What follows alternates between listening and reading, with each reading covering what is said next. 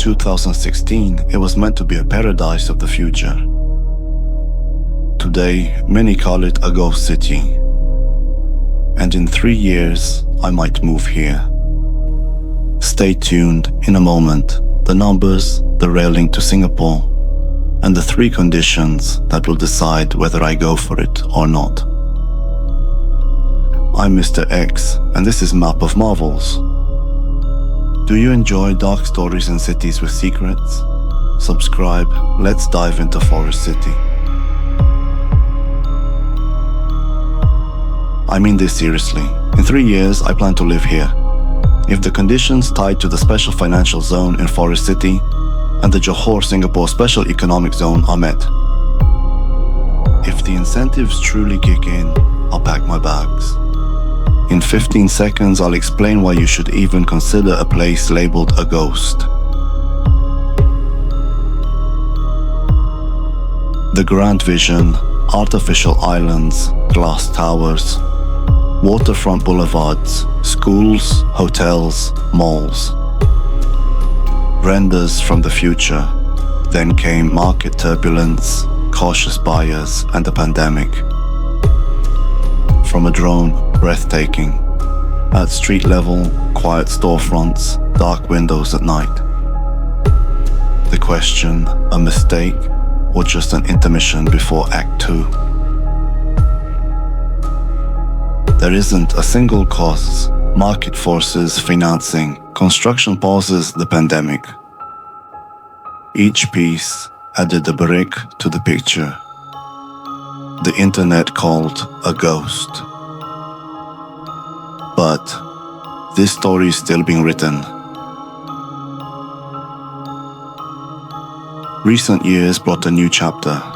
Forest City flagged as a special financial zone, and the Johor Singapore region as a special economic zone. Magic wand, number direction, costs and sizes versus Singapore in a moment. First, the infrastructure that could tie it all together. The RTS Link, rail connecting Johor Bahru to Woodlands in Singapore. The goal, fast station-to-station service and joint border control points. Passenger operations are planned around the end of 2026. If that comes online as planned, Forest City gets new life. If not, we go back to my 3 checkpoints. Want a follow-up just on commuting and the border? Comment. Transit. What's daily life like? Views over the strait, walkways, palms, shared pools, and floor plans often larger than in Singapore, generally at a lower price per square meter. Internet. In newer towers, usually fiber or fast LTE/5G. Gyms. Some buildings have small fitness rooms, otherwise you head into Johor Bahru. Calm and space instead of downtown hustle. Flip side, not all businesses survived, some floors can still be quiet. Humidity can be a challenge, and for bigger shopping runs, it's a trip into Johor Bahru. Mega projects come with uncertainty. Here, numbers matter more than brochures. Why consider it anyway? Because this feels like an inflection point. My 3 conditions. First, real implemented incentives within the zones, not just announcements. Second, RTS progress on schedule. Third, measurable occupancy growth in the buildings, confirmed by data. When all 3 are green, I'm in. Costs. They vary by size, floor, and finish, but versus Singapore, it's usually a different price tier. I add transport to Johor Bahru, the border, admin fees, and a safety buffer to the budget. Want a separate episode with real price per square meter across a few buildings? Comment. FCPRICES.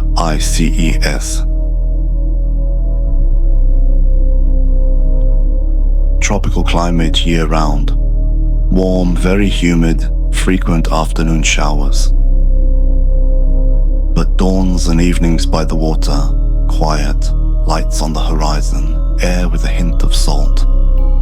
If you make peace with air conditioning, it can be a pleasant daily rhythm. When I say visa linked to the zones, I mean programs associated with these initiatives that, if implemented, could make settling and working here easier. If the paperwork drags, I'll consider legal routes for remote work or long-stay residents. Rule of thumb: verify first, move later.